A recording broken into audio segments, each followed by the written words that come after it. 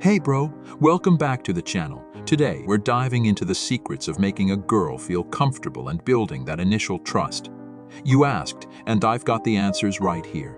Stick around and let's unravel the techniques to strike up a smooth conversation with a girl you've just met. But before we dive in, remember, use these powers for good, not for anything negative, okay? Let's get into it. Number 1. Mirroring technique. Ever heard of it? It's like creating a mirrored connection with her body language. If she leans back, you lean back.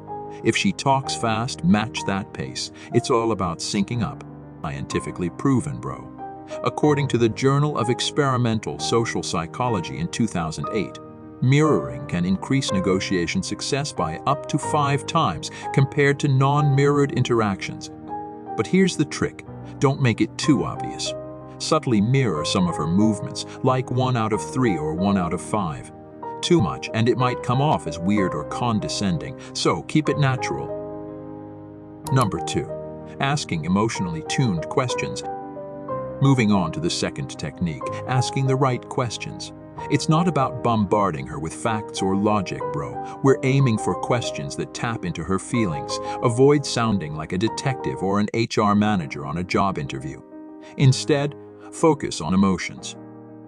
For example, how was the walk here? Was it comfortable? What's your favorite food and why? Who's your closest friend and what makes them special? Keep the emotional vibe flowing and remember, don't stack too many questions at once. Mix it up by sharing your own stories or giving her a chance to ask questions.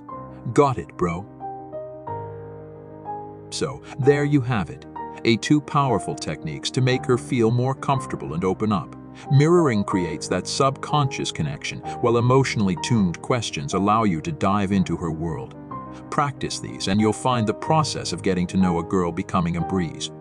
If you found these tips helpful, don't forget to smash that like button.